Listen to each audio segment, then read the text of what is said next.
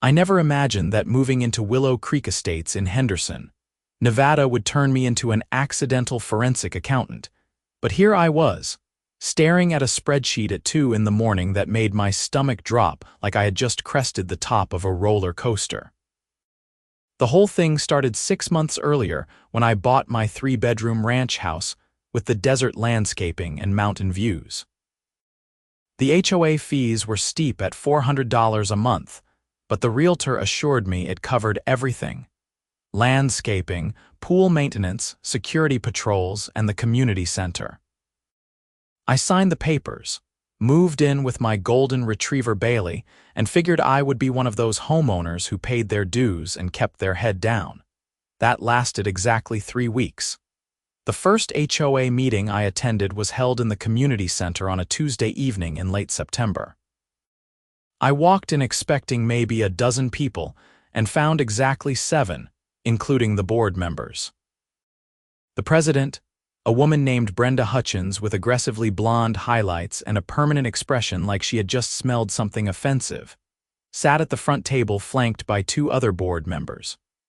Richard Kowalski, the treasurer who wore polo shirts tucked into khakis like it was a religion, and Patricia Morgan, the secretary who took notes on an actual laptop but somehow always seemed confused about what had just been said. Brenda ran through the agenda with the enthusiasm of someone reading a phone book. Pool heater replacement, approved. New security cameras, approved. Landscape redesign for the front entrance, approved. Every single item passed unanimously with barely any discussion. The other homeowners in attendance looked glazed over, checking their phones or staring into space.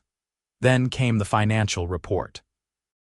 Richard stood up, adjusted his glasses, and announced that our HOA had spent $197,000 in the last fiscal year on various vendors and services. For a community of just 48 homes, that seemed high. Really high. I did quick math in my head. 48 homes times $400 times 12 months equals $230,000 in annual revenue. We were spending almost everything we took in, apparently, with minimal reserves. I raised my hand. Can you break down where that money went? Richard looked annoyed at the interruption. It's all in the annual report, which was emailed to all homeowners last month. I never received it, I said. Brenda jumped in, her voice syrupy sweet but with an edge like broken glass. We'll make sure you get a copy. The meeting is available to all homeowners, as required by Nevada law. Next item on the agenda. They moved on before I could ask anything else, but something felt off. The other homeowners did not seem to care, but I could not shake the feeling that nearly $200,000 was an insane amount of money for a small HOA to be spending annually. When I got home, I searched my email thoroughly. No annual report. I checked spam promotions, every folder. Nothing. I sent a polite email to the HOA board requesting a copy of the financial documents, citing Nevada revised statutes that gave homeowners the right to inspect HOA records. 3 days later, I got a response from Patricia with a PDF attached. The document was 17 pages of line items with vendor names, service descriptions, and amounts. I opened it with my coffee on Saturday morning, expecting to spend maybe 20 minutes glancing through it. 4 hours later, I was deep in a rabbit hole that would consume the next 6 months of my life. The first thing that caught my attention was the sheer number of vendors. Sunset Landscaping Services, $42,000 annually. Desert Pool Maintenance LLC, $38,000. Apex Security Solutions, $51,000. Pristine Property Management, $34,000. The list went on, with dozens of smaller vendors billing for everything from community consultation services to seasonal decorative enhancements. I had lived in the community for less than a month, but I had never seen any security patrols despite the $51,000 price tag. The pool was often dirty, with leaves floating on the surface and the filter making a grinding noise that suggested it had not been properly maintained in years. And the landscaping, while decent, did not look like it cost $42,000 a year for 48 houses. I decided to do some digging. I started with the landscaping company. A quick Google search for Sunset Landscaping Services in Henderson, Nevada turned up nothing. No website, no reviews, no business listings. I tried variations of the name, still nothing. I checked the Nevada Secretary of State Business Registry. No entity by that name was registered to operate in Nevada. My pulse quickened. I moved to the next vendor, Desert Pool Maintenance LLC, same result. No online presence, no state registration, nothing. I went through the entire list methodically, searching for each vendor name. Out of 23 vendors listed in the financial report, I could only verify the existence of 6. The other 17 were ghosts. I sat back in my chair, my mind racing. Either the HOA board was incredibly sloppy about record keeping, or something much worse was happening. I needed to see the actual checks and invoices to confirm my suspicions. That Monday, I submitted a formal written request to inspect all financial records, including bank statements, canceled checks, and vendor invoices for the past 3 years. Nevada law gave the board 10 business days to comply. I sent it certified mail so there would be no question about whether they received it. Brenda called me 2 days later. I was at work, managing the logistics for a manufacturing plant when my phone rang with an unknown local number. Mr. Harrison. This is Brenda Hutchins from the Willow Creek Estates HOA board. Her voice was clipped and professional, but I could hear the irritation underneath. I received your request for financial records. I have to say, this is highly unusual. In my 8 years as president, we've never had a homeowner make such an extensive request. I'm just exercising my rights under Nevada law, I said calmly. I have some questions about the expenses listed in the annual report. What kind of questions? The temperature in her voice dropped about 20 degrees. Well, for starters, I cannot find any record that many of these vendors actually exist. No websites, no business registrations, nothing. I would like to see the invoices and proof of payment. There was a long pause. Are you accusing this board of something, Mr. Harrison? I'm not accusing anyone of anything. I'm asking to see records that I'm legally entitled to review. Another pause. Fine. You can come by my house this Saturday at 10 in the morning. Bring a pen and paper if you want to take notes. You are not allowed to photograph or remove any documents. Actually, Nevada law allows me to copy documents at my own expense, I said. I'll bring a portable scanner. We'll see about that. She hung up. Saturday morning arrived with clear blue skies and temperatures already climbing into the 80s. I drove 3 blocks over to Brenda's house, a sprawling ranch-style home with an immaculate front yard that looked professionally maintained. I wondered idly if Sunset Landscaping Services handled her yard, then remembered that Sunset Landscaping Services did not exist. Brenda answered the door in yoga pants and a tank top, her expression making it clear I was ruining her weekend. Come in. Everything is in the dining room. She led me to a formal dining room where 3 cardboard boxes sat on the table. Here are the records you requested. You have 3 hours. Don't make a mess. I opened the first box and found it stuffed with papers in no particular order. Bank statements from different months were mixed with random invoices, meeting minutes, and what looked like personal grocery receipts. It was going to take way more than 3 hours to sort through this chaos. This is pretty disorganized, I said carefully. Is there any way to see the records in chronological order, or at least grouped by vendor? Brenda crossed her arms. This is what we have. We're volunteers, Mr. Harrison. We don't have time to organize everything perfectly for someone who wants to play detective. I'm not playing detective. I'm just concerned about how our dues are being spent. Your dues are being spent appropriately, I assure you. This community has been running smoothly for 12 years. Maybe instead of questioning everything, you could volunteer to help. We're always looking for people to serve on committees. I ignored the attempt to deflect and started pulling documents from the first box. I had brought my portable scanner, my laptop, and a determination to get to the bottom of this. Brenda left me alone in the dining room, though I could hear her in the kitchen, pointedly clattering dishes and sighing loudly. I started scanning everything methodically. Bank statements first, then anything that looked like an invoice or a check. The sheer volume of paper was overwhelming, but I worked steadily, creating digital files that I could analyze later in detail. About an hour in, I found my first smoking gun. It was a canceled check made out to Sunset Landscaping Services for $3,500, dated 4 months earlier. The check had been deposited, and on the back, I could see the endorsement stamp. But instead of a business account, the deposit had gone to a personal checking account. I could just make out part of the account holder's name on the stamp. B. Hutchins. My hands started to shake slightly as I scanned the check, front and back. I kept my expression neutral in case Brenda was watching, but my heart was pounding. I kept digging. Over the next 2 hours, I found a pattern.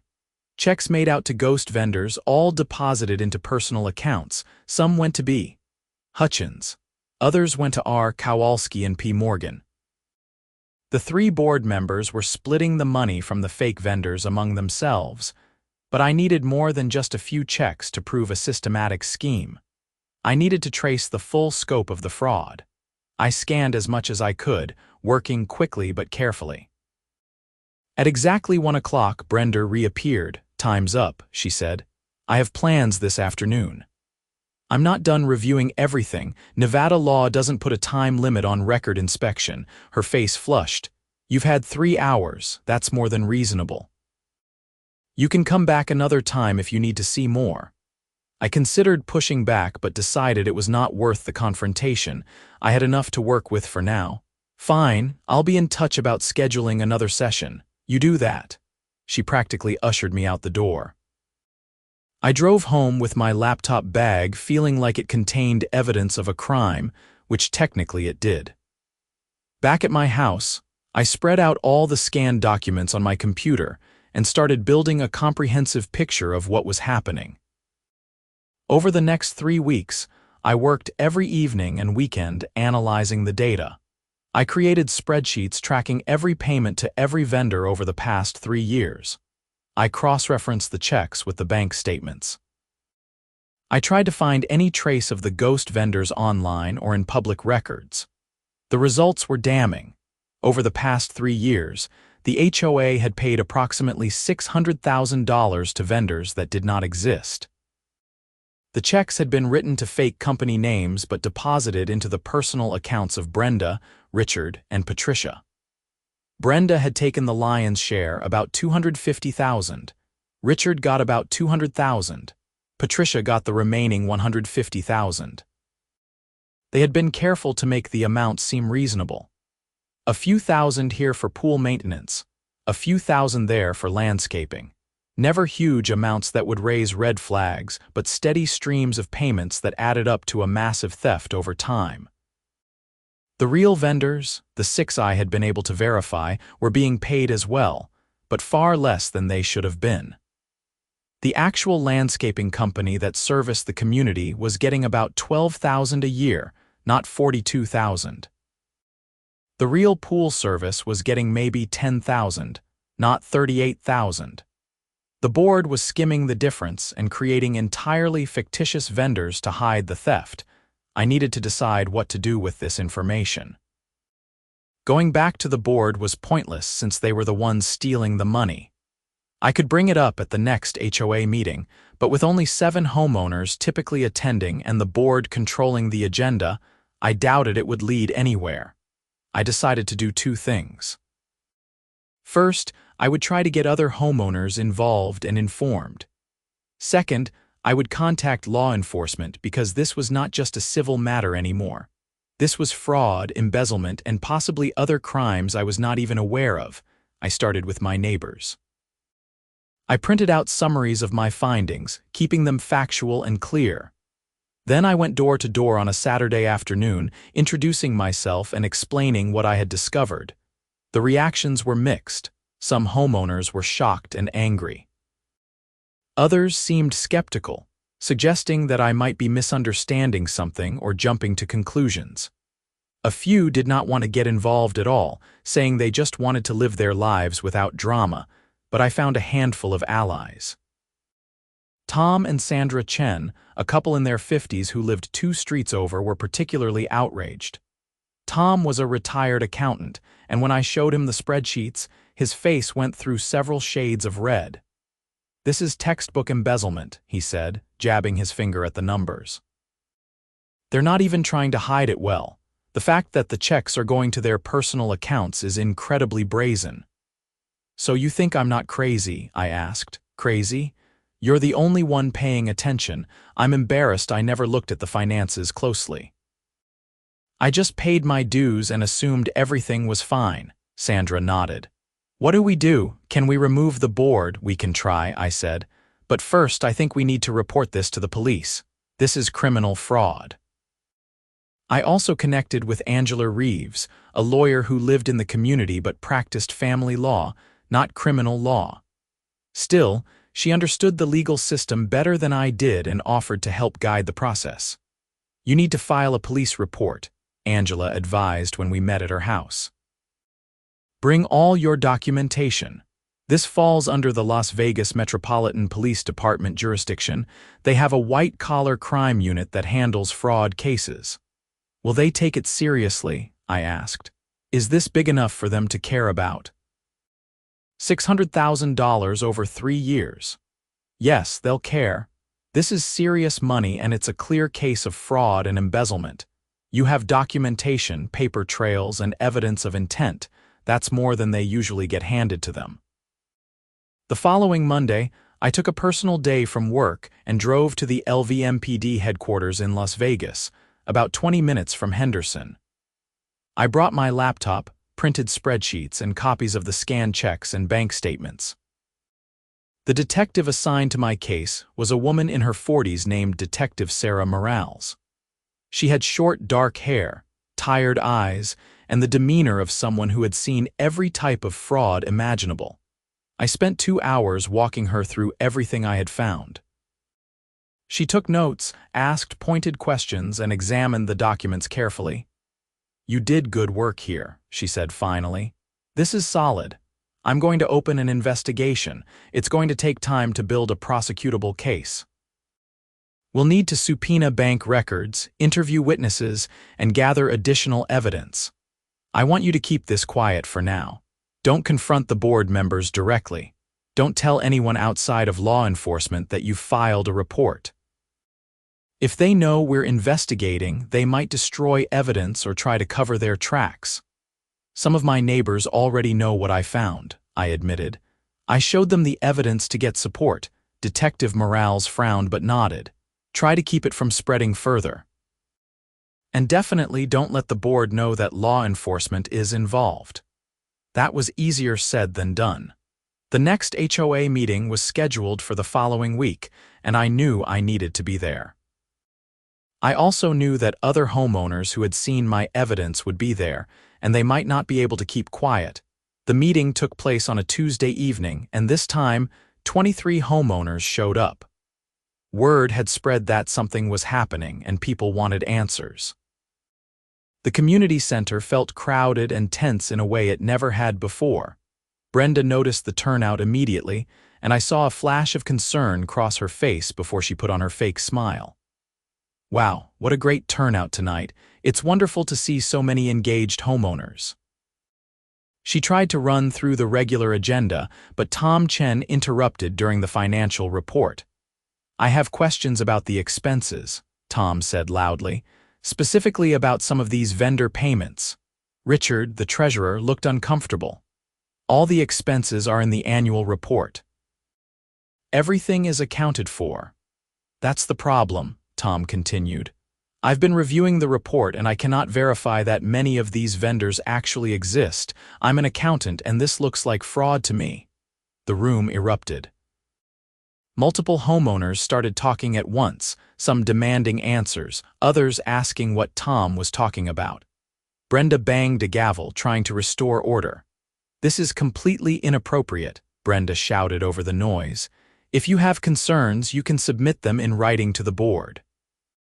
We are not going to entertain conspiracy theories at an official meeting." "Conspiracy theories." Angela Reeves stood up, her lawyer voice cutting through the chaos. "Mr. Harrison has documentation showing that checks written to fake companies were deposited into board members' personal accounts." "That's not a theory, that's evidence of embezzlement." The room went silent. All eyes turned to me. I had not planned to be at the center of this confrontation, but there was no backing down now. Brenda's face went white, then red.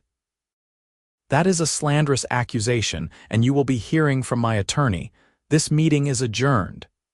"You cannot just adjourn the meeting because you don't like what's being discussed," Angela shot back. "Nevada HOA law requires transparency in financial matters." But Brenda was already gathering her papers, and Richard and Patricia were following her lead. The 3 board members walked out of the community center, leaving 23 homeowners in a state of shock and confusion. People clustered around me, asking questions, demanding to see the evidence. I spent the next hour showing spreadsheets and explaining what I had found. By the end of the night, nearly everyone in attendance was convinced that the board had been stealing from the HOA, and they wanted to know what could be done about it. "There's an investigation underway," I said carefully, remembering Detective Morales's warning. "I can't say more than that, but law enforcement is aware of the situation." Over the next few weeks, the community was in turmoil. The board refused to hold any more meetings or respond to emails from homeowners. They essentially went dark, which only made everyone more convinced of their guilt. Detective Morales kept me updated on the investigation's progress. The police had subpoenaed bank records for all 3 board members and were working with forensic accountants to trace the flow of money. They were also interviewing the legitimate vendors to establish what services had actually been provided and what had been paid. "We're building a solid case," Detective Morales told me during a phone call in early December. "The bank records confirm everything you found. The checks were deposited into their personal accounts, and we can show a pattern of fraud going back even further than 3 years. It looks like they've been doing this since Brenda became president 8 years ago." "So it's more than 600,000 total?" I asked, stunned. "Potentially over $1 million. We're still working through all the records, but yes, this is a significant theft." In mid-December, Detective Morales called to tell me that arrests would be made the following week. She wanted me to be prepared because it would likely become public news, and reporters might contact me. "We're charging all 3 of them with theft, fraud, and embezzlement," she explained. "Given the amounts involved, these are felony charges. They're looking at significant prison time if convicted." The arrests happened on a Wednesday morning. I was not there to see it, but the neighborhood social media groups exploded with the news. Police cars at Brenda's house. Handcuffs. Perp walks. The whole thing. Local news picked up the story that evening. "Henderson HOA board arrested in massive embezzlement scheme," read the headline on the Las Vegas news station. The report featured footage of all 3 board members being led into the police station, and a brief interview with Detective Morales explaining that the suspects had allegedly stolen over $1 million from the Homeowners Association over an 8-year period. My phone rang nonstop with calls from neighbors, reporters, and even other HOA members from different communities who had similar suspicions about their own boards. I declined most interview requests, not wanting to become the public face of the story, but I did speak with a few homeowners who wanted to understand what had happened and what would come next. The legal process moved slowly. Brenda, Richard, and Patricia all posted bail and were released pending trial. They hired lawyers and pleaded not guilty, though the evidence against them was overwhelming. Their attorneys tried various defenses, claiming poor record-keeping, misunderstandings, and suggesting that the payments were legitimate consulting fees or reimbursements. But the forensic accountants had done their job well. They showed definitively that the vendors did not exist, that the checks had been deposited into personal accounts, and that the board members had used the stolen money for personal expenses: vacations, cars, home renovations, and luxury purchases. Meanwhile, the HOA needed to function. An emergency meeting was held where homeowners voted to remove all 3 board members and elect a new temporary board.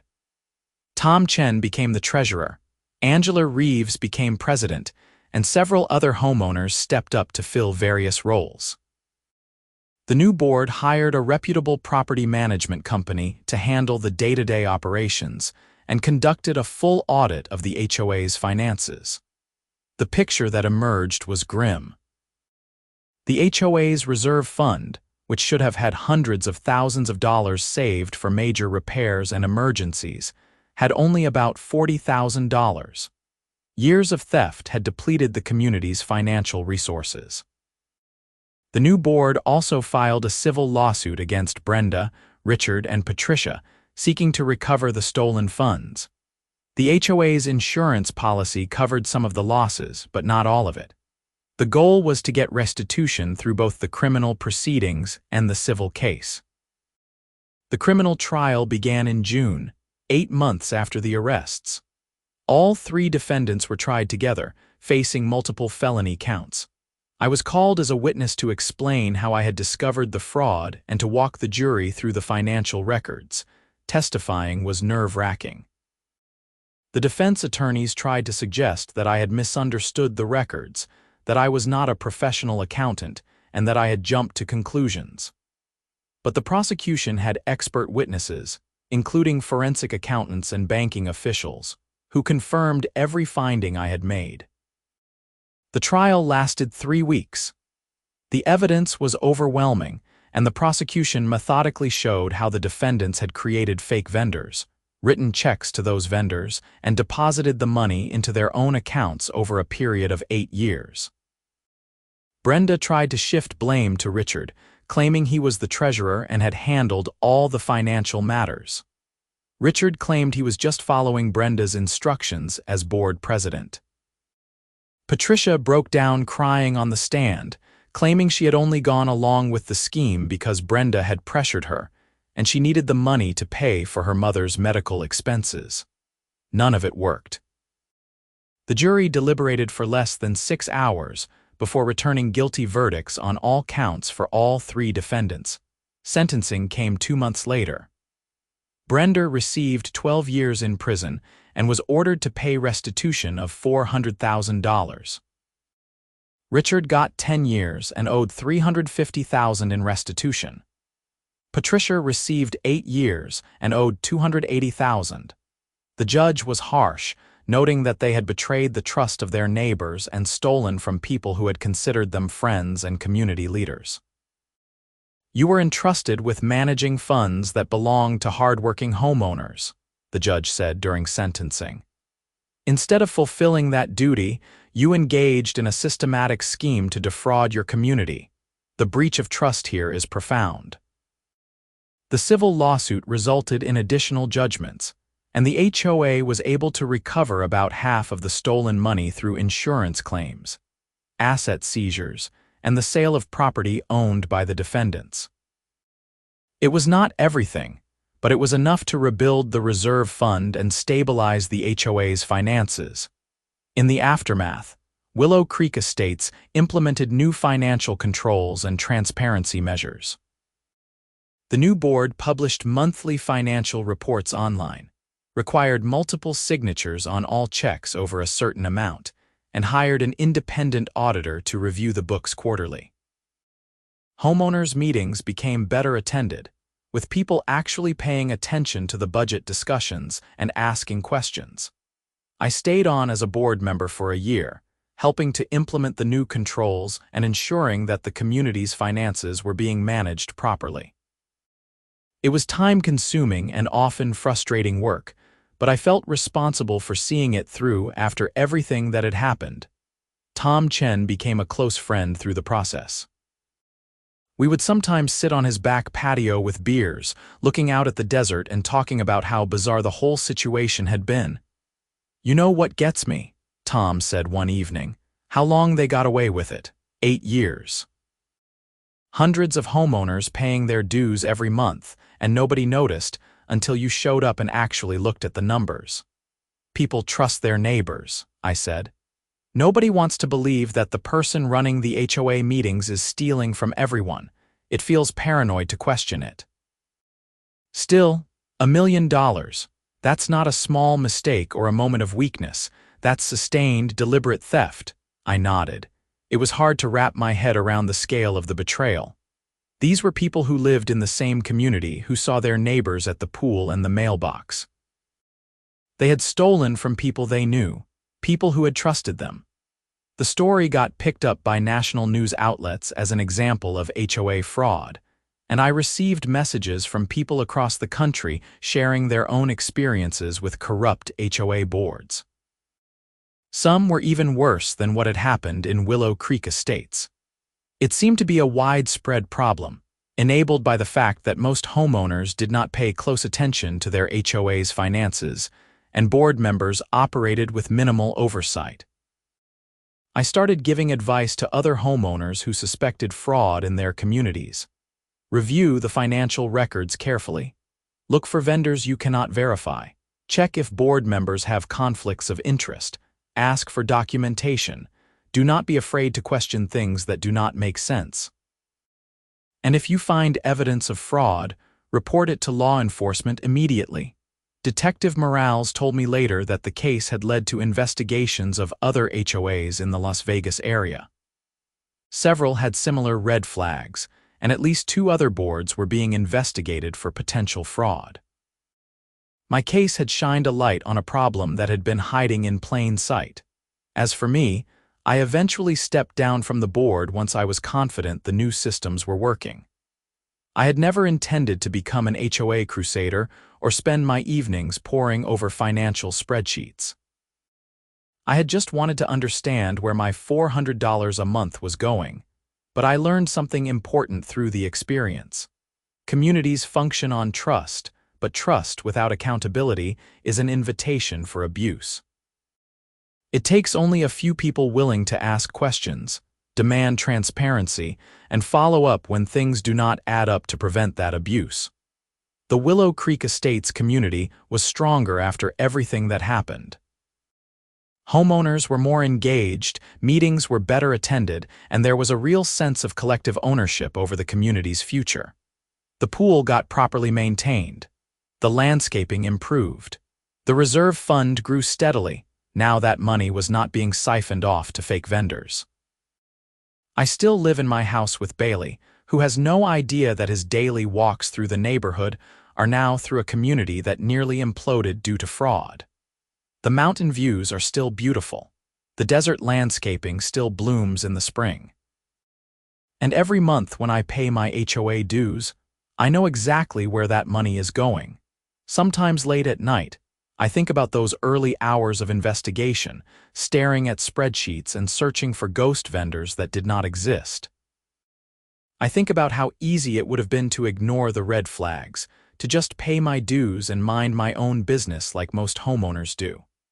I think about how Brenda and Richard and Patricia might still be stealing if someone had not bothered to look closely at the numbers, and I am glad I looked.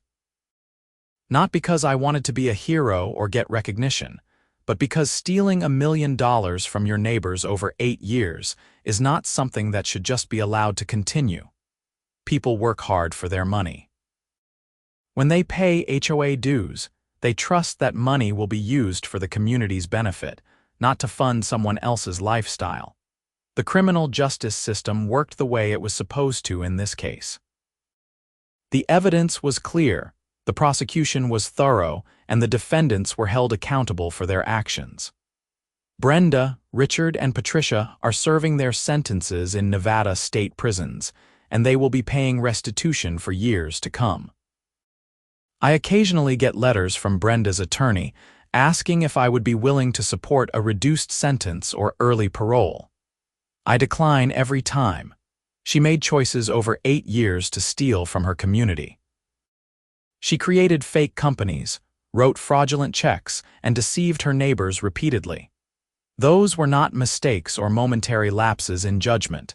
They were calculated decisions to commit crimes for personal gain.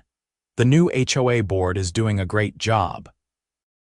Angela Reeves turned out to be an excellent president, running meetings efficiently, and ensuring that every financial decision is transparent and well documented.